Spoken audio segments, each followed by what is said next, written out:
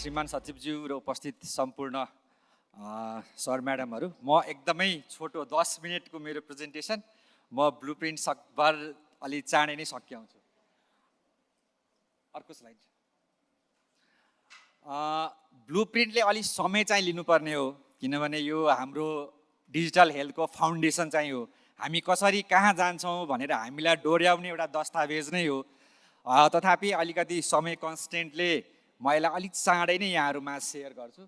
म ब्लुप्रिन्ट हाम्रो नेपालको डिजिटल हेल्थ ब्लुप्रिन्टलाई सेयर गरे सँगसँगै अहिले हामी डिजिटल हेल्थमा कहाँ छौँ, हामी के गर्दैछौँ र हामीलाई यो किन आवश्यक हो भन्ने कुराहरू पनि यहाँहरू माझ राख्छु।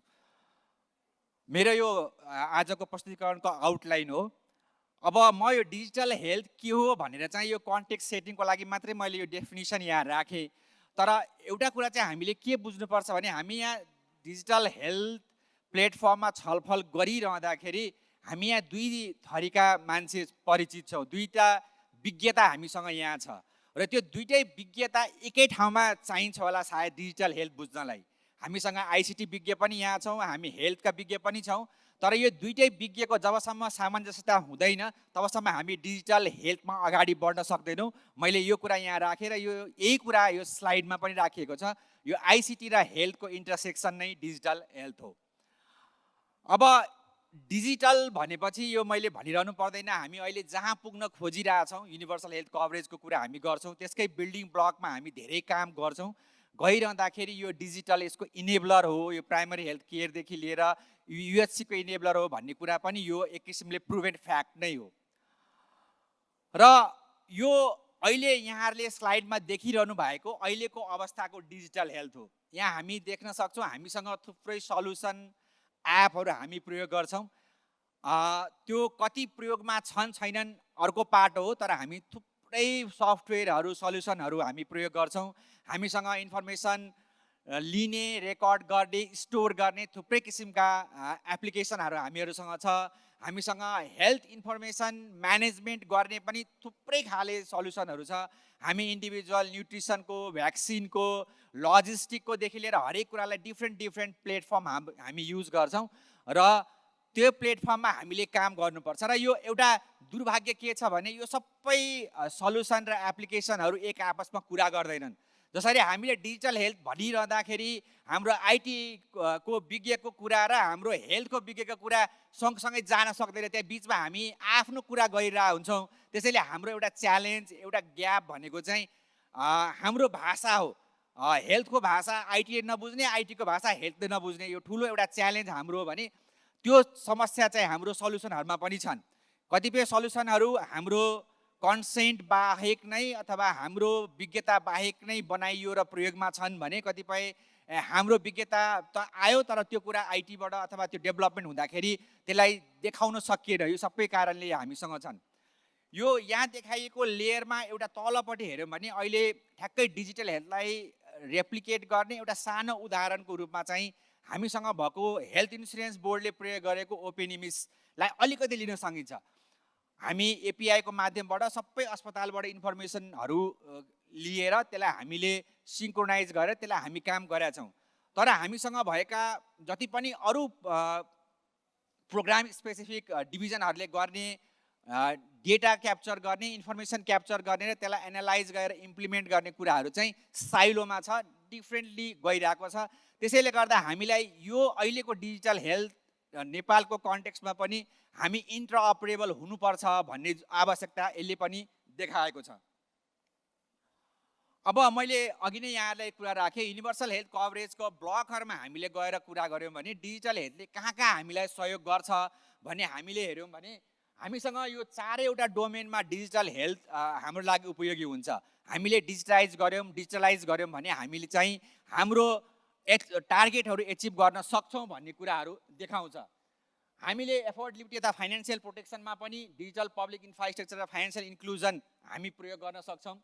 हामीले एसएससीमा पनि कन्टिन्युटी अफ केयर, टेलिहेल्थदेखि लिएर हामीले यसलाई युज गर्न सक्छौँ।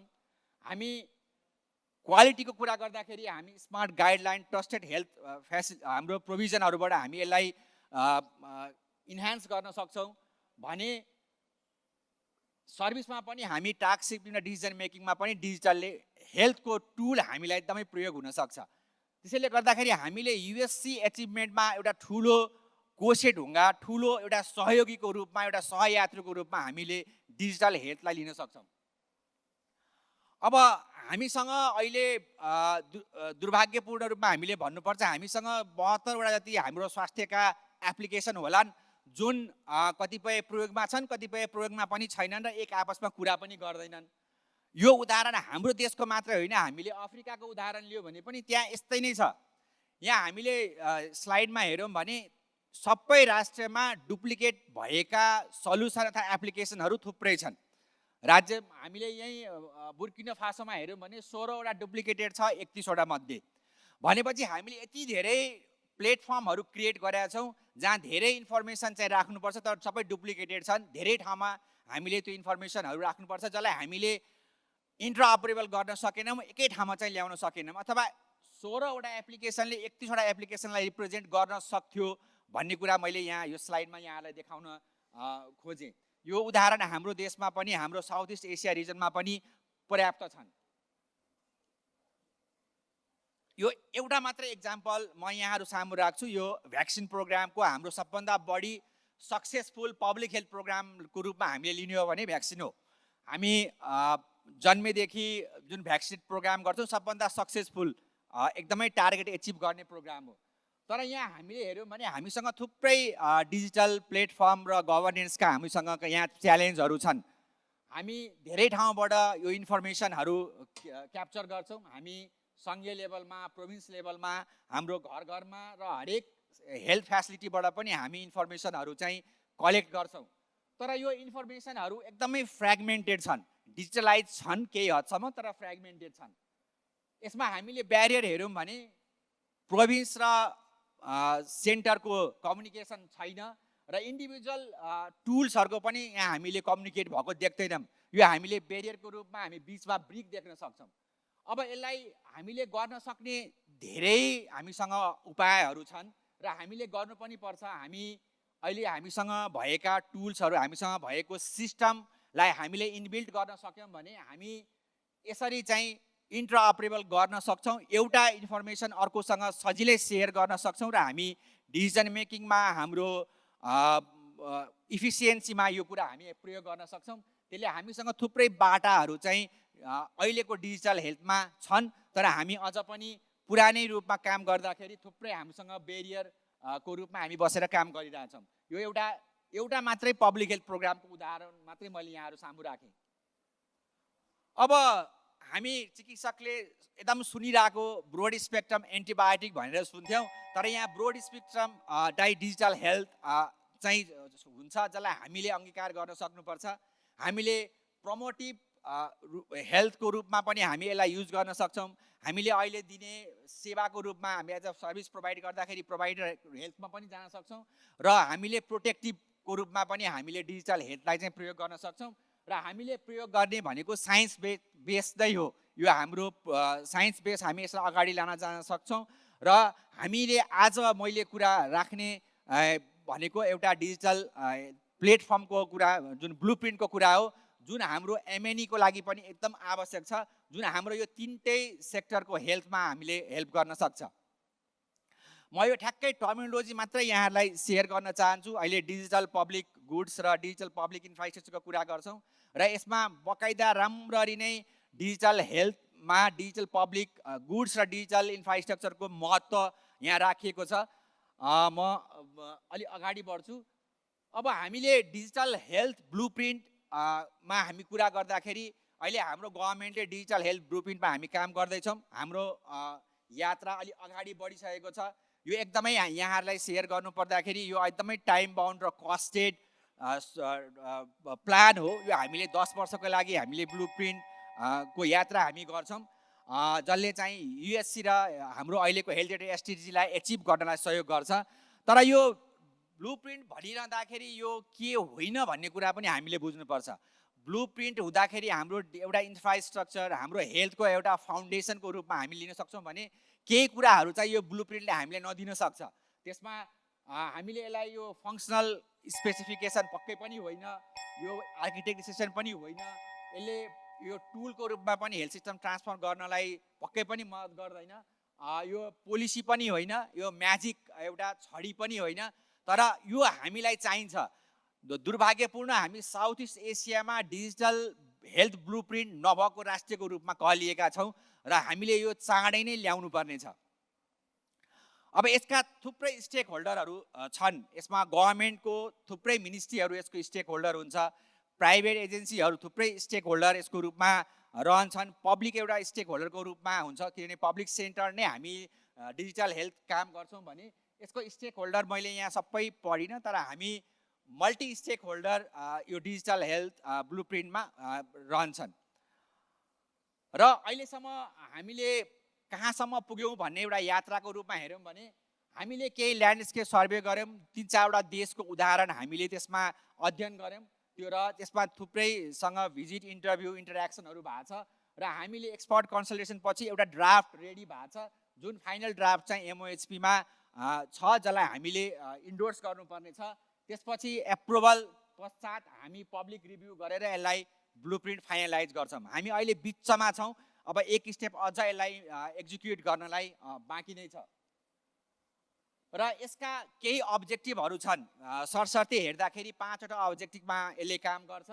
यसले सर्भिस डेलिभरी स्ट्रेन्थेन गर्छ, यसले इमर्जिङ टेक्नोलोजीहरूलाई लिभरेज गर्छ, डेटा गभर्नेन्स र युजलाई यसले स्ट्रेन्थेन गर्छ, स्टेक होल्डरलाई इम्पावर गर्छ, त्यो सँगसँगै गभर्नेन्स सस्टेनेबिलिटीलाई इन्हान्स गर्छ। यो 5वटा अब्जेक्टिभमा बसेर यो ब्लुप्रिन्टले काम गर्छ।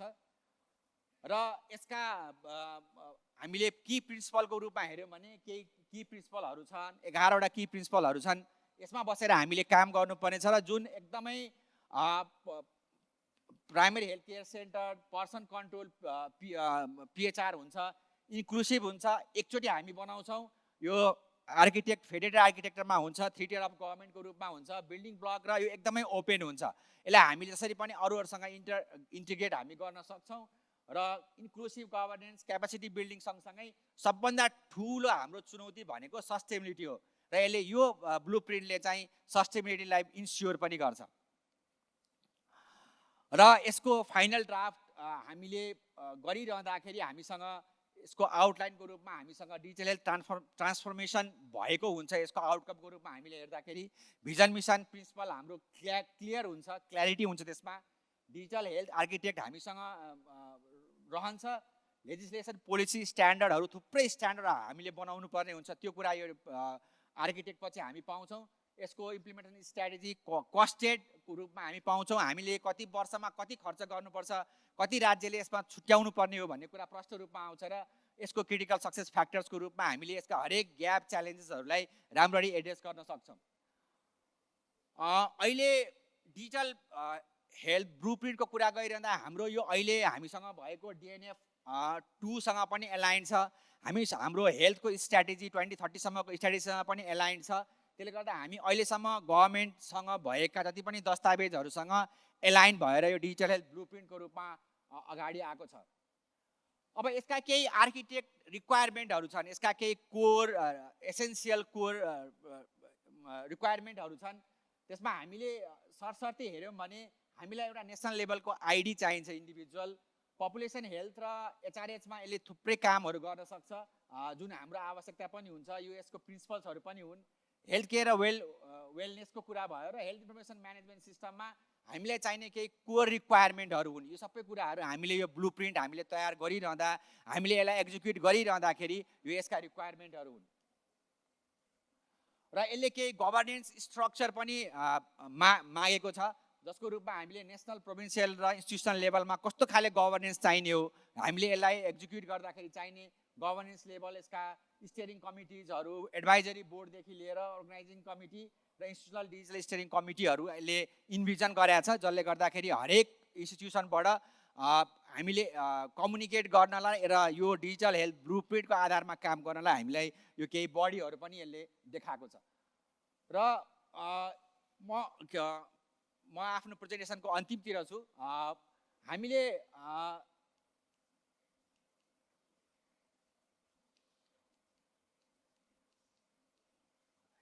यसमा केही इस्युजहरू छन्, अहिलेसम्म हामी आधा यात्रा त गरिसक्यौँ, तर पनि अझ गर्न बाँकी छ। हामीले अबको च्यालेन्ज भनेको नेसनल डिजिटल हेल्थ ब्लुप्रिन्टलाई एडप्टेसन हो। हामी त्यसले इन्भिजन गरेको गभर्नेन्स मेकानिजम हामीले इनबिल्ड गर्नुपर्नेछ। फाइनेन्सियल कुरा सबभन्दा ठुलो चुनौती हुन्छ, त्यसलाई हामीले इन्स्योर गर्न सक्नुपर्छ। हामीले digital health organisation with skill स्टाफको रूपमा हामीले ल्याउनुपर्छ।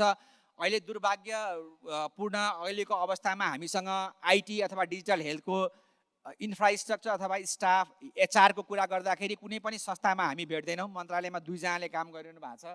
त्यसले गर्दा यो सबभन्दा ठुलो कुरा हो। र अर्को सबभन्दा ठुलो, हामीसँग यति धेरै सल्युसन र एप्लिकेसन भए त्यसलाई इन्टरअपरेबल बनाउने, एकअर्कासँग गफ गर्ने हामीले बनाउन सकेका छैनौँ। सायद त्यो इन्टरअपरेबिलिटी हामीले यसमा इन्भिजन गरेका छौँ। र यो यदि भएन भने अहिलेसम्म भएका सबै कुराहरूलाई हामीले जिरोबाट सुरु गर्नुपर्छ, जुन हामी धान्न सक्दैनौँ। त्यसैले अहिले भएका जति पनि मेडिकल रेकर्डका, इन्फर्मेसन म्यानेजमेन्ट सिस्टमका जति पनि इन्फर्मेसनहरू छन्, त्यसलाई कसरी एक आपससँग कुरा गर्ने र यसलाई कसरी हामीले इम्प्लिमेन्ट गर्ने, हामीलाई डिसिजन मेकिङमा लान सक्ने बनाउनलाई पनि इन्टरअपरेबिलिटी एकदम महत्त्वपूर्ण छ। र हामीले यसलाई मेजर एप्लिकेसनको रूपमा स्केलेबल पनि बनाउनु पर्यो, इन्टरअपरेबल बनाउनु पर्यो। र यसका केही एकदमै चाँडै गर्न सकिने लो ह्याङ्गिङ कुराहरू जुन छ त्यसलाई हामीले गरिहाल्नु पर्नेछ। अब यसमा भ्यालु अफ जिरो यो एकदम देखिरहनु भएको नै हो यहाँहरूले। हामीसँग इन्भेस्टमेन्ट जहिले पनि 3-0 मा हुन्छ। त्यही किसिमले आर्किटेक्टहरूमा हामीले यसमा पनि इन्भेस्टमेन्ट त्यसमा हुन्छ। तर सबभन्दा ठुलो रोल चाहिँ लिडरसिपको हुँदो रहेछ। त्यो एक सबभन्दा बढी महत्त्वपूर्ण हुँदो रहेछ। जति पनि 0 पछाडि आए पनि अगाडि 1 चाहिँ चाहिन्छ। र त्यो लिडरसिप को चुनौती नै सायद अहिलेसम्म हामी डिजिटल हेल्थको यो जर्नीमा हामीले अहिले स्ट्रगल गरिरहेको कुरा होला।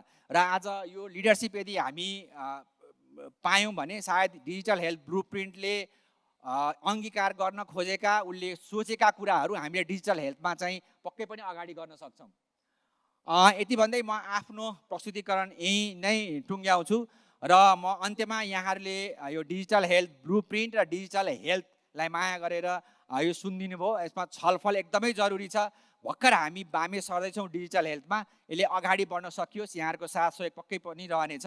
र म श्रीमानजीको महत्त्वपूर्ण समयको लागि धन्यवाद दिँदै म यहाँबाट बिदा हुन्छु। धन्यवाद, नमस्कार।